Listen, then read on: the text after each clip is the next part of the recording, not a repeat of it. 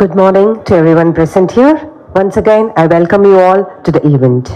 It is indeed a proud and defining moment for all of us at Apollo Hospitals as we come together to celebrate a remarkable milestone in the field of robotic uro-oncology.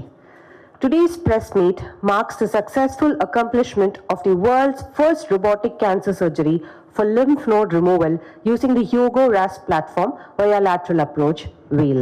வணக்கங்கள் R மதிய வணக்கங்கள் நீங்கள் எதாவது வச்சுக்கலாம். I think it's 12 o'clock ஆயிடுச்சு நினைக்கிறேன். First of all மீடியாவுக்கு ஒரு பெரிய நன்றிகள்.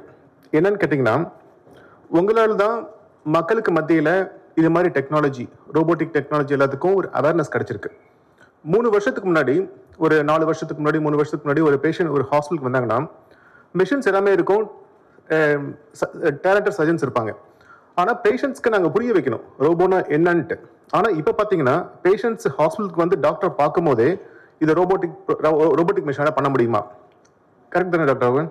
நிறைய பேஷண்ட்ஸ் நிறைய சர்ஜன்ட்டு இதான் ஃபர்ஸ்ட் கொஸ்டின் கேட்குறாங்க, உங்ககிட்ட ரோபோ இருக்கா, இந்த ப்ரொசீஜர் ரோபோட்டிக்னால பண்ண முடியுமா? அதுக்கு முக்கியமான காரணம் உங்களால தான், மீடியாவுடைய எஃபர்ட்ஸ்னால தான் இந்த மெசேஜ் கிளியராக கம்யூனிகேட் ஆகிருக்கு. அதுக்கு என்னுடைய பெரிய நன்றிகள். யாருக்கெல்லாம் இங்கே 40 வயசு ஆயிருக்கோ உங்களில் நான் சொல்கிற ஒரு சில ஸ்டோரிஸ்லாம் உங்களாலையும் ரிலேட் பண்ண முடியும்னு நினைக்கிறேன். ஒரு 30 வருஷத்துக்கு முன்னாடி என்னுடைய ஒரு அங்கிள் ஒரு அப்பண்டிக்ஸ் ப்ரொசீஜர் பண்ணுறதுக்காக ஒரு ஹாஸ்பிட்டல் பண்ணார். சாதாரண ஒரு அப்பண்டிக்ஸ் ப்ரொசீஜர் ஹாஸ்பிட்டலில் 5 நாள், almost 7 days he was admit in the hospital. சின்ன ஒரு அப்பண்டிக்ஸ்னா தெரியுமில்ல, வயிற்றுக்குள்ள ஒரு சின்ன ஒரு ஆப்ரேஷன் தான். 5 to 7 days. லாஸ்ட் வீக் அவரை பார்க்கும்போது ஐ கேன் சி வயிற்றுக்குள்ள ஒரு 10 சென்டிமீட்டருக்கு ஒரு பெரிய ஸ்கார். சாதாரண அப்பண்டிக்ஸ் ஆப்ரேஷன் 30 வருஷத்துக்கு முன்னாடி 7 நாள் அட்மிஷன். இன்னைக்கு பார்த்தீங்கன்னா இது மாதிரி machines how it's improves the patient சேஃப்டிங்கிறது ரொம்ப அமேசிங்காக இருக்கும். இன்னைக்கு அதே ஆப்ரேஷன் பேஷண்ட் காலையில் அட்மிட் ஆகி நைட்டுக்கு வீட்டுக்கு போயிடலாம், ஸ்காரே கிடையாது. Not only appendix, any big procedure, bypass procedure ஆகட்டும், டாக்டர் ராகவன் சொன்ன மாதிரி யூரோலஜிக்கல் ப்ரொசீஜர் ஆகட்டும், எல்லாமே ரோபோட்டிக் சர்ஜரி அது மாதிரி டெக்னிக் யூஸ் பண்ணும்போது ஸ்காரே இல்லாமல் குயிக்காக ரெக்கவரி வந்துட்டு இருக்கு. That's a huge advantage of robots. இப்போ எல்லாமே நம்ம மொபைல் ஃபோன் யூஸ் பண்ணுறோம். நம்ம நோட்டீஸ் பண்ணியிருப்போம் எப்படி வந்து ஒரு மொபைல் டெக்னாலஜி எப்படி இம்ப்ரூவ் ஆயிருக்குன்ட்டு. ஒரு 30 years முன்னாடி நீங்கள் பார்த்துருப்பீங்க, நோக்கியா தான் ஃபர்ஸ்ட் லான்ச் பண்ணாங்க 3110 அப்படின்னு ஒரு மாடல், பிரிக் ஃபோன் மாதிரி இருக்கும். ஆக்சுவலாக நோ இன்டர்நெட் நத்திங். 20 years முன்னாடி இன்டர்நெட் வந்துச்சு. 10 years முன்னாடி பார்த்தீங்கன்னா ஸ்மார்ட் ஃபோன். இப்போ பார்த்தீங்கன்னா artificial intelligence in mobile phone. சரி, அந்த அளவுக்கு ஃபாஸ்ட்டாக டெலிகம்யூனிகேஷன் இம்ப்ரூவ் ஆயிருக்கு. The same kind of technology medical ஃபீல்ட்லயும் வந்துட்டு இருக்கு. ஹவு ஒரு பேஷண்டோட லைஃபையே மாத்துற அளவுக்கு இது மாதிரி டெக்னாலஜி வந்துட்டு இருக்கு. இந்த மீடியாவுடைய மெயின் இன்ட்ராக்ஷன் டெக்னாலஜி எப்படி பேஷண்ட்ஸோட லைஃபை மாத்துறது, எப்படி ஒரு சர்ஜிக்கல் டீம், ஒரு ஓவரால் டீம் பர்ஃபார்மன்ஸ் எப்படி ஒரு பேஷண்டோட லைஃபை மாத்துறது அப்படின்னு சொல்றதுக்காக தான் உங்களை இன்னைக்கு கூப்பிட்டுருக்கோம். ஆக்சுவலா ரொம்ப ரொம்ப தேங்க்ஸ் அது வந்ததுக்கு. அப்போலோ பத்தி உங்களுக்கு நல்லாவே தெரியும். எங்களுடைய ஃபர்ஸ்ட் தாட் இன்னைக்கு இதோட ஸ்டாப் பண்ண மாட்டோம். எப்பயுமே every day we think about what's next. அதனால தான் 15 yearsக்கு முன்னாடியே இந்தியாவிலேயே ஃபர்ஸ்ட் ரோபோட்டிக் மிஷினை வாங்கினதே அப்போலோ ஹாஸ்பிட்டல் கிரீம்ஸ் ரோடு தான். டாக்டர் PC ரெட்டி, அவர் chairman Prathap C Reddy, he always tells, even whenever I meet him, he always says எல்லா தியேட்டர்லயும் ஒரு ரோபோ மிஷின் இருக்கணும். அதுதான் அவரோட ட்ரீம். எல்லா சர்ஜரியும் ரோபோனால தான் பண்ண முடியும். ஏன்னா அதனால தான் பேஷண்ட்னால சீக்கிரமா ரெகவர் ஆக முடியும். அந்த அளவுக்கு ஒரு விஷனரி லீடர்னால தான் இன்னைக்கு இது மாதிரி ப்ரொசீஜர் வந்து ஈஸியா பண்ண முடியுது. Big appreciation to doctor Raghavan and doctor Madhav for doing such a wonderful procedure. நீங்க பேஷண்ட்டை டைரக்டா பார்த்தாலும் தெரியும் எந்த அளவுக்கு இது மாதிரி டெக்னிக் ஆர் டெக்னாலஜினால பெனிஃபிட்ஸ் வந்துட்டு இருக்கு அப்படிங்கிறது. It's so good to see such a lovely operations are being done with a very high safe margins actually. A real appreciation to the whole team again. Anyway, we are going to interact more now. You can ask some questions to Dr. Raghavan and I will also join with you to ask some questions to Dr. Raghavan now so we can understand more about what has happened to this particular patient. Thank you so much for being here. Thank you so much for all your support. I think in the awareness should spread across all the patients. Everyone should get benefited. That's our main vision of this meeting actually. Thank you so much.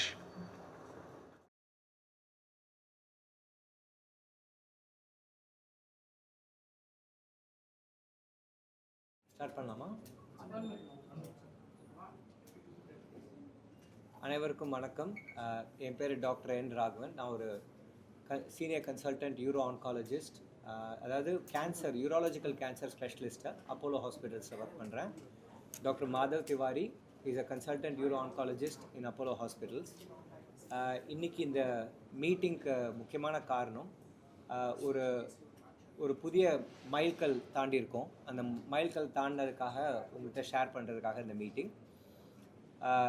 ஒரு இடுப்புகளை எடுக்கிற lymph notes எடுக்கிறதுக்கான ஒரு special operation robotic அறுவை சிகிச்சையில், அதுவும் இந்த robotic மிஷினை வச்சு ஃபஸ்ட்டு டைம் இந்த வேர்ல்டு பண்ணது. அதுக்காக இதை ஷேர் பண்ணுறதுக்காக சொன்னோம். முக்கியமான மாற்றம் ஏன்னா இந்த மைல்கல் வந்து இது எங்களோட ஆப்ரேஷன் மட்டுமல்ல, பெண்களுக்கு வரக்கூடிய சில புற்றுநோய்க்கும் இந்த ஆப்ரேஷன் தேவைப்படும், காலில் வரக்கூடிய புற்றுநோய்க்கும் ஆப்ரேஷன் தேவைப்படும். இது மாதிரி பலதரப்பட்ட பேஷண்ட்ஸுக்கு இந்த ஆப்ரேஷன் தேவைப்படும். நாங்கள் இந்த ஸ்டெப்பு பண்ணதுனால இதை பார்த்து மற்ற சர்ஜன்ஸ் மற்ற பேஷண்ட்ஸ் இன்ஸ்பயர் ஆகி அவங்களும் இதை பெனிஃபிட் பண்ணணும் அப்படிங்கிற ஒரு எண்ணத்தினால இதை ஷேர் பண்ணுறோம். இது வந்து நல்லா ரீச் பண்ணி மற்ற பேஷண்ட்ஸும் இதை யூட்டிலைஸ் பண்ணணும் அப்படிங்கிறது தான் எங்கள் விருப்பம். இந்த பேஷண்ட் ரொம்ப நல்லா ரிகவர் ஆகி வீட்டுக்கு போயிட்டாங்க. இதனால் வந்து பேஷண்ட்டோட ரிகவரி மட்டுமல்ல, காஸ்ட்டையும் பன்மடங்கு குறைச்சாச்சு.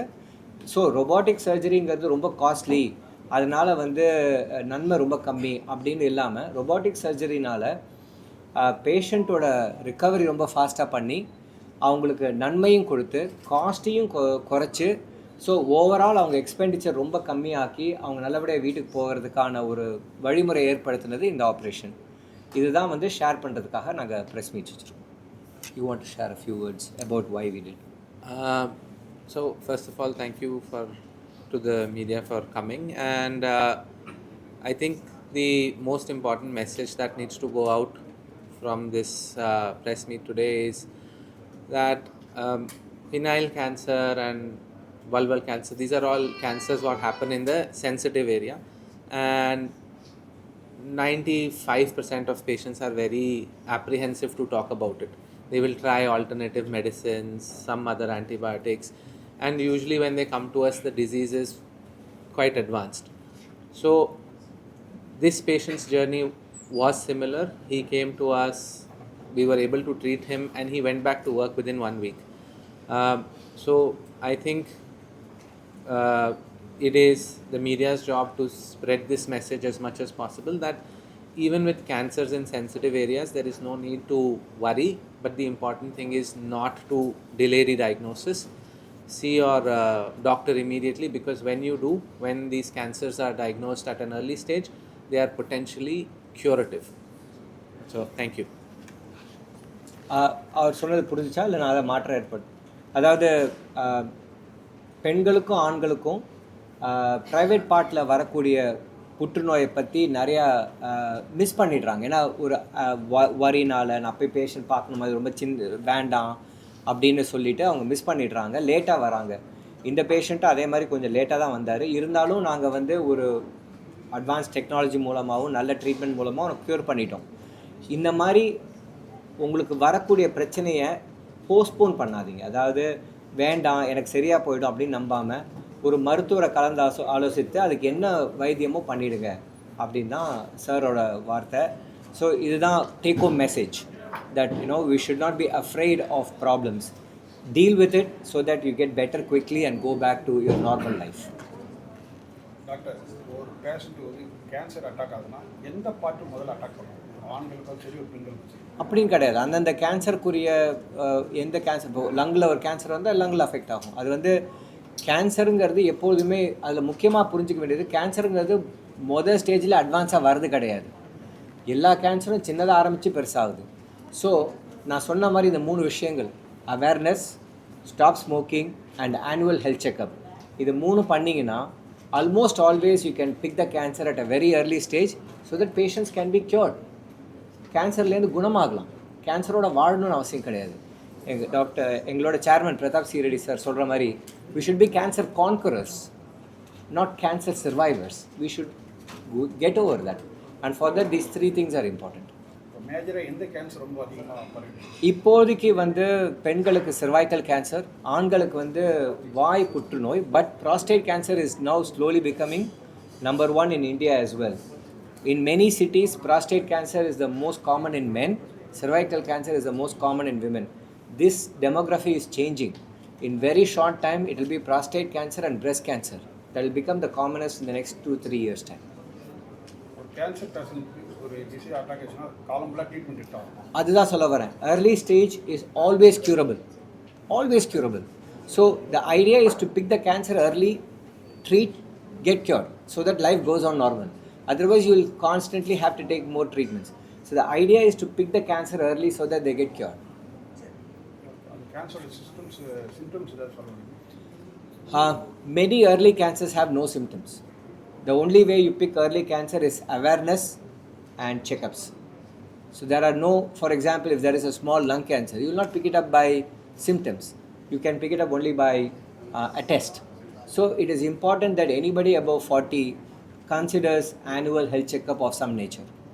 It's wherever you are, whichever hospital you are, whichever doctor you are, but a doctor-based annual health checkup. நான் போன 2 blood test பண்ணங்கிறது annual checkup கிடையாது. It's a doctor-based checkup. Some doctor has to examine you, stethoscope வச்சு கேட்கணும், examine பண்ணணும், அது ரொம்ப முக்கியம். இப்போ நீங்கள் எடுத்த ட்ரீட்மெண்ட் பேஷண்ட்டுக்கு வந்து எதனால் வந்து தெரிஞ்சுக்கணுமா? இந்த கேன்சர் எதனால் வந்ததுன்னு எங்களுக்கு தெரியாது. ஒரு சில பேருக்கு சில இன்ஃபெக்ஷனால் வரக்கூடும். இந்த பேஷண்ட்டுக்கு இன்ஃபெக்ஷனால் இல்லை. Thank you so much. தேங்க்யூ.